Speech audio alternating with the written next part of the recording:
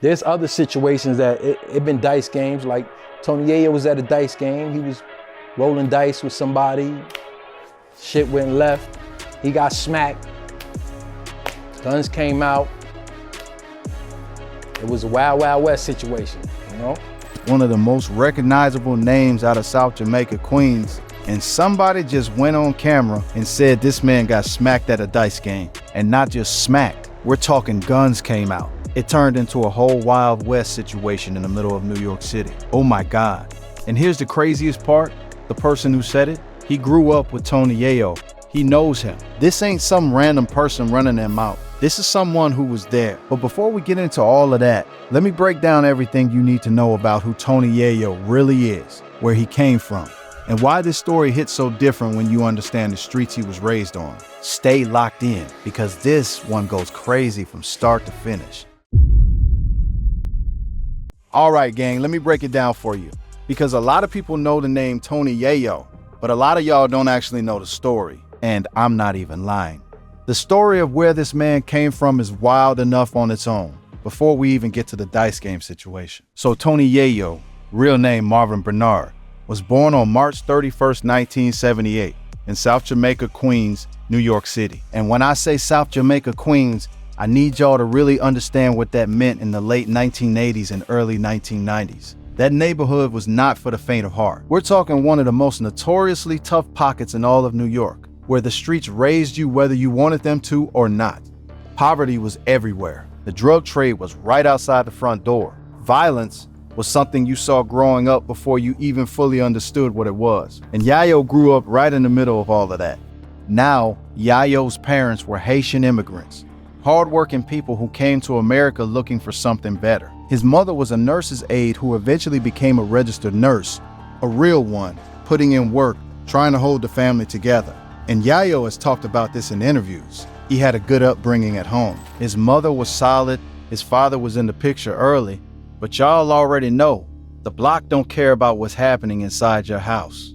And here's something that really stuck with me. Yayo talked about this in an interview years back. He said his father used to always tell him, stay off the boulevard. That's still in his head to this day. He literally laughed about it, saying that same warning his father gave him made him want to go to the boulevard more. And get this, the same boulevard his father told him to stay off of, that's the same exact boulevard he ended up getting arrested on later in life. Bro, that's actually insane when you think about it. His father saw it coming and tried to warn him, and it still happened. That's how powerful those streets were.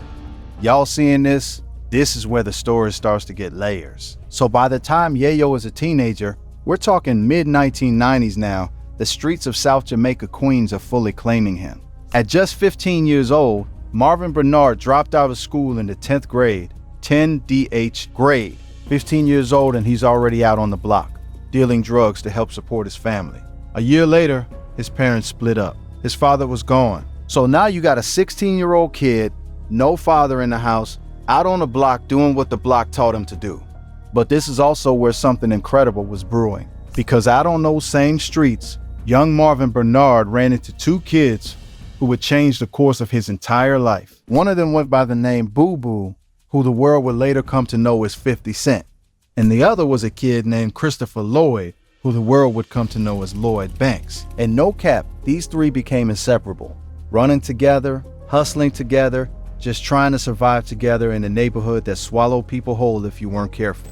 Yayo has talked about this too, about how 50 Cent was already a legend in the hood even back then. Said 50 had something like 20 of his own people working for him at one point. That's not a regular dude. That's someone operating on a completely different level even as a young man. And Yayo was right there with him, learning, watching, coming up in that same environment. Now, and this is important because it goes directly to today's story. Yayo grew up around dice games. Gambling on the block was just a part of life in South Jamaica. It wasn't something exotic or special. It was Tuesday. It was what happened on corners and in barbershops and in parks. And Yayo has spoken about this multiple times, talked about seeing dice games go south, talked about the culture of it. But we'll come back to that in a minute. So get this, by the late 1990s and early 2000s, Toney Yayo, 50 Cent, and Lloyd Banks had officially formed G-Unit. and they were grinding on the mixtape circuit hard, putting out street tapes, building above the old-fashioned way, city block by city block, borough by borough.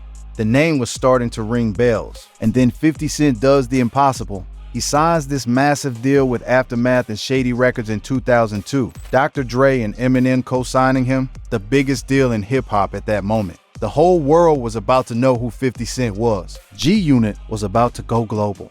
This was their moment. And where was Toney Yayo? He was in jail. I'm not even lying. On December 31st, 2002, literally New Year's Eve, Yayo was arrested along with 50 Cent on weapons possession charges. But here's where it got bad for Yayo specifically. During the background check, police found out he already had an outstanding warrant from a previous weapons charge. So now it wasn't just a new charge. It was bail jumping on top of everything. In early 2003, he got sentenced and stayed locked up all the way into 2004. Bro, think about that timeline. 50 Cent drops into club and goes supernova in 2003. Get Rich or Die Trying sells over 800,000 copies in the first 4 days. G-Unit's Beg for Mercy drops and goes platinum. The crew is selling out arenas. They're on every radio station, they're on every TV screen. And Toney Yayo, he's watching all of this from inside. That's actually crazy to even think about. The moment he worked his whole life for, the moment that was supposed to be his, and he's locked up, missing it. But here's where you see what loyalty really looks like. 50 Cent didn't leave his boy behind. He wore Free Yayo t-shirts everywhere he went. He promoted Yayo's name in every interview. He made sure that even while Yayo was locked up, the world knew who he was and knew he was an essential part of G-Unit. That campaign became one of the most organic rap marketing moments of the early 2000s. People who had never heard a Toney Yayo song knew the name because of those t-shirts.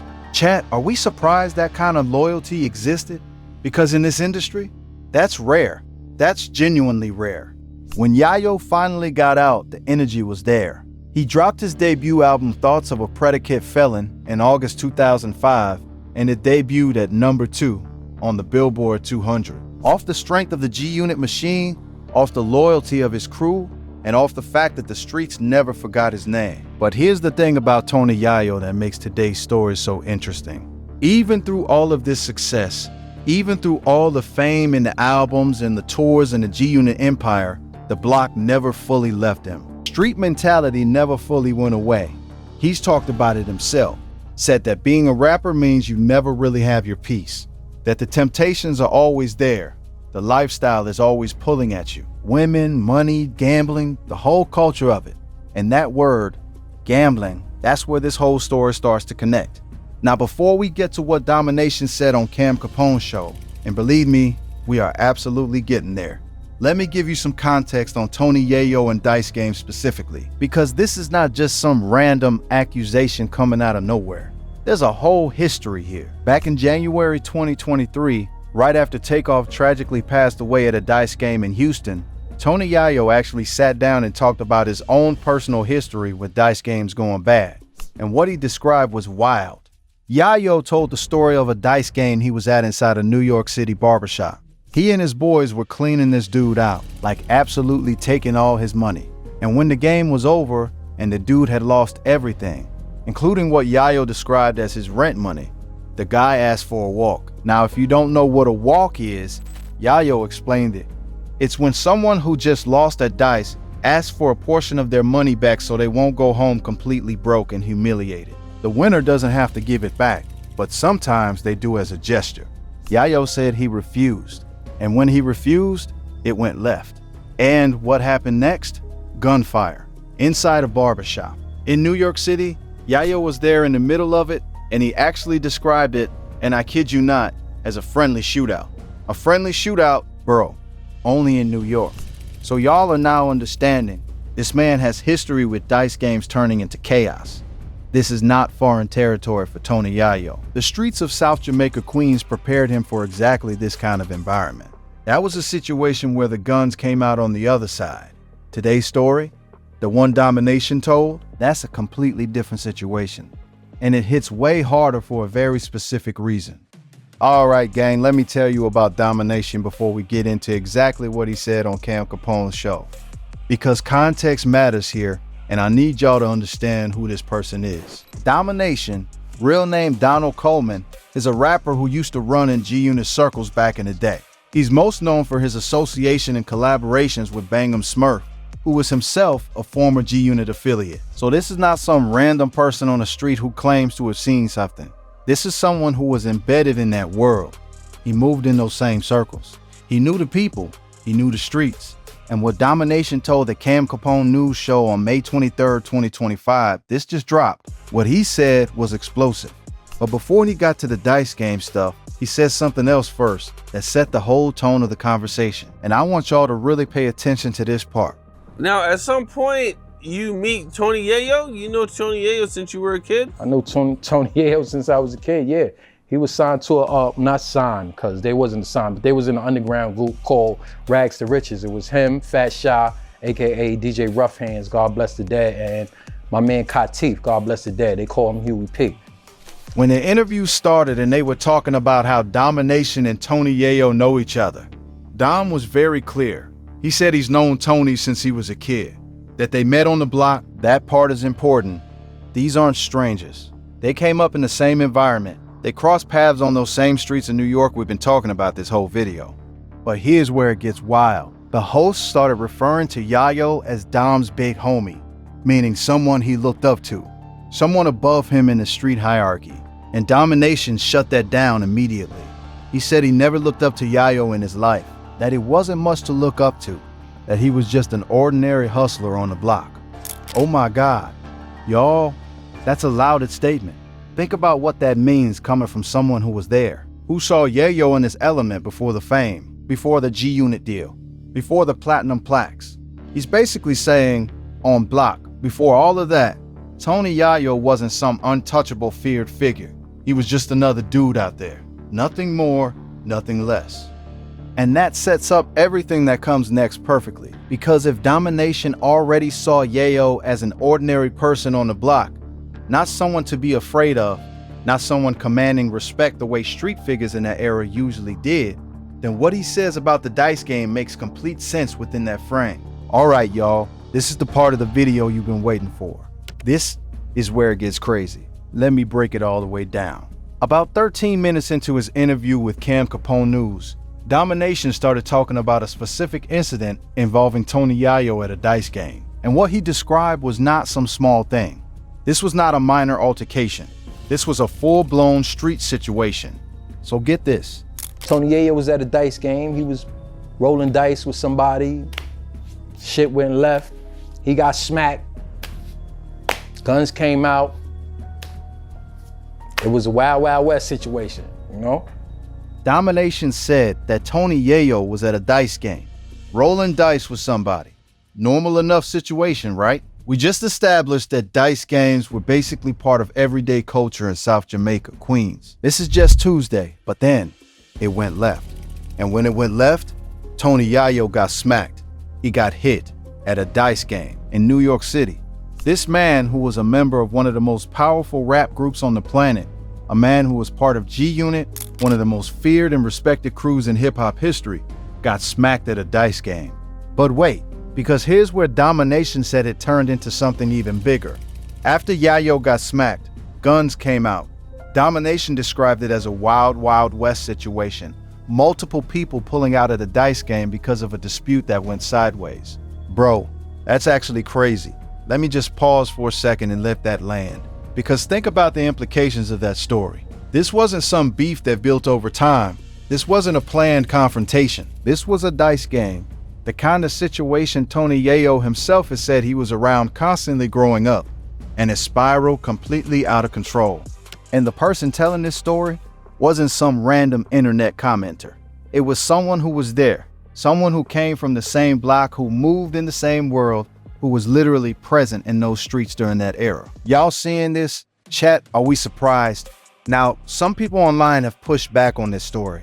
There are people saying Domination is reaching, that he's just looking for attention, that the interviewer was fishing for drama that wasn't really there. And that's a fair conversation to have. Not everyone who makes a claim in an interview is being completely truthful. The hip-hop interview world is full of people who exaggerate or misremember or just straight up lie for a moment of shine. I'm not going to pretend that doesn't happen. But here's the thing. Domination wasn't saying this happened to him. He was saying he witnessed it. He was a bystander who was present when this went down. And the details he gave, the specificity of it, the way he described the guns coming out, calling it a Wild West situation, that's not the kind of vague story someone tells when they're just making things up. Vague stories don't have that kind of texture to them. Plus, and this is crucial, the broader internet reaction to this story wasn't really disbelief. Most people in the comments, on the forums, in the spaces where hip-hop culture gets discussed, the reaction was more like, this tracks. This feels consistent with what people already knew or suspected about that era and those streets. So now let me address the elephant in the room. The question y'all are probably all thinking right now. Has Toney Yayo said anything about this? Has he responded? Has he addressed the story that Domination put out there on Cam Capone's show? And here's where it gets interesting, because as of right now, Toney Yayo has not publicly addressed Domination's specific claims from this interview. No response on social media, no interview clapback, nothing direct. Now, that could mean a number of things, and let me break it down for y'all. Option 1, Yayo doesn't feel like it's worth responding to. In the world of street credibility and hip-hop reputation management, sometimes the worst thing you can do is respond to every single person who says something about you. Responding to Domination gives the story more oxygen. It validates it. It tells the internet this touched me enough to respond. And sometimes silence is a power move. Option 2, and this is the one that I think a lot of people are sitting with, maybe Toney Yayo's silence isn't because the story isn't true. Maybe it's because responding would require him to go on record addressing something from a time and a place that he'd rather leave exactly where it is, in the past. Because here's the thing, gang. Toney Yayo has spoken openly about the chaos of those streets. He's talked about gunfire at dice games. We literally just covered the story he told about the barbershop situation. He has never tried to pretend he came from a peaceful, calm environment. He's been real about what South Jamaica, Queens was like. So if something like what Domination described did happen, a dice game going sideways, things escalating, that's not something that would be out of place in the world Yayo has described living in. What it would be is embarrassing.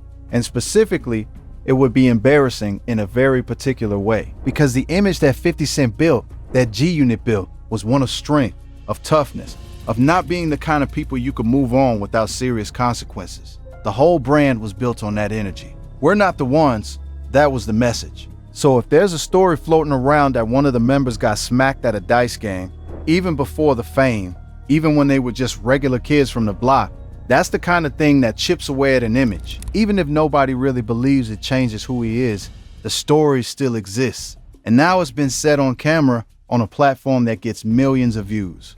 What's also worth noting is that Toney Yayo himself has been very open in interviews about the idea that the street life image is complicated. He's talked about the fact that being a rapper means you're always performing a version of yourself, that the lifestyle comes with constant pressure to maintain an image. He said himself that you never have your peace, that you're always watching your back, always managing perception. So maybe, just maybe, a story like the one Domination told hits harder for Yayo not just because of the incident itself, but because of what it represents. The idea that someone from his own world, someone who knew him before the fame, is out here on camera saying that in those streets, he wasn't feared, he wasn't commanding, he was just an ordinary dude. That's the real story underneath the story, y'all. So let me zoom out for a second, gang, because I want to give y'all the full picture here. Because this isn't just about a smack at a dice game. This is about something bigger. This is about the gap between image and reality. And that gap is something that exists in hip-hop culture at a level that most people don't fully examine. Toney Yayo built a career alongside 50 Cent and Lloyd Banks on the foundation of authenticity. G-Unit's entire appeal was that these were real dudes from real streets who lived real lives before the music. 50 Cent literally got shot 9 times and survived. He got dropped by Columbia Records after Eminem heard a demo. He hustled his way to the top against every odd imaginable. That authenticity was the engine that drove all of them.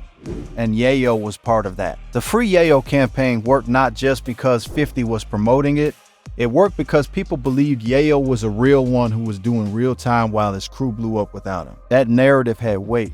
But the streets, the actual streets, not the romanticized version of them, the streets are complicated.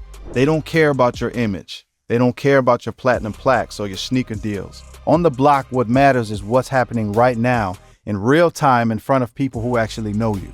And Domination's story, true or not, is a reminder that the block has its own memory, its own receipts.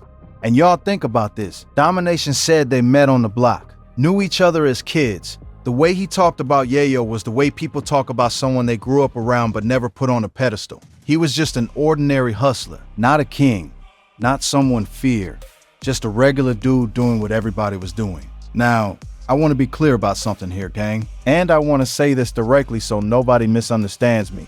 Being an ordinary hustler on the block is not a disrespect on its own. Most people who grew up in neighborhoods like South Jamaica, Queens in the 1980s and 90s were just trying to survive. Being ordinary in that environment just means you were human. It means you weren't superhuman. It means you were a person. The problem is when the image you project, the persona you build for public consumption, is dramatically different from that. That's when stories like Domination's land hard, not because being ordinary is shameful, but because the contrast between ordinary and the image creates a kind of friction that the internet absolutely feasts on. And this is something every rapper from a street background has to navigate. The tension between who you were, who you are, and who your brand says you are. It never fully goes away. There will always be someone who knew you before, who was there, who remembers. And in the age of YouTube channels like Cam Capone News and all these interview platforms that exist specifically to pull these stories out of people, the chances of those stories never seeing the light of day are basically zero. That's the world Toney Yayo is living in right now. And that's the world that Domination just dropped a bomb into. Now let's talk about where Toney Yayo is at right now. Because I don't want this to be all about dragging the man. That's not what this is. Let's give the full picture. As of right now, Toney Yayo is still active, still in the culture. He co-hosts a podcast called The Real Report, alongside Uncle Murda, which has been doing really well. He's been open and honest and entertaining on that platform, talking about the industry, talking about current events in hip-hop, giving his perspective as someone who's been in the game for over 2 decades. Earlier this month, he even announced that the G-Unit Reebok sneakers are coming back. Said on The Real Report, "We got some big news. The G-Unit sneakers are coming back." So there's still money and movement happening around the G-Unit brand. And honestly, that's kind of the interesting thing about Toney Yayo's legacy. Despite all the things that have been said about him over the years, the comparisons to Lloyd Banks and 50 in terms of rap skills, the legal situations, the controversies, the man is still here, still relevant enough that a story dropping about him on Cam Capone News sends the internet into a frenzy. Still important enough that Domination thought his name alone was worth dropping in an interview to create a moment. That's something, y'all. Love him or hate him, Toney Yayo still moves the needle. But here's what I'll say, and this is my honest read on the situation. The Dice Game story from Domination is out there now. It's been covered by major outlets. It's all over YouTube. It's everywhere. The question of whether Yayo responds at some point is still open. And if he does respond, if he ever addresses this directly, that's going to be a whole other conversation worth having. Because the response matters. The way you handle being put on blast like this tells you everything about a person's character. You can deny it, which is the easy move. You can flip it and say it never happened, which may or may not be true. Or, and this is the most interesting option, you can own the block. You can say, yeah, dice games go sideways. I've been in situations, this is the life. That kind of response, the honest, unflinching, this is what the streets look like response, would actually be the most powerful thing Yayo could do. Because if there's one thing his career has taught us, it's that the truth, even when it's uncomfortable, tends to resonate more than a carefully managed image. And that right there, gang, is the full story. From Marvin Bernard dropping out of school at 15 on the streets of South Jamaica, Queens, to running with 50 Cent and Lloyd Banks and building G-Unit from the ground up, to sitting in jail while his crew went platinum without him, to becoming a certified part of hip-hop history. And now, decades later, having a former associate go on camera and drop a story about a dice game that's got the internet talking. That's the life of Toney Yayo in 2025. And it is never boring. Now y'all tell me something. Do you think Toney Yayo responds to this? Do you think Domination is telling the truth? Or do you think this is just someone trying to get their 15 minutes off a bigger name? Drop it in the comments. I genuinely want to know what y'all think. And yo, If you learned something new today, if this gave you a different look at the G-Unit story and what life was really like in those streets before the cameras and the platinum, you gotta hit that like button and make sure you subscribe so you never miss a video like this. And if you want more content like this, deep dives into hip-hop stories, the real behind the scenes, the block before the fame, we got a whole lot more coming. The next one is gonna go just as hard. Trust me. I'll catch y'all in the next one. Peace. Sonnet 4.6.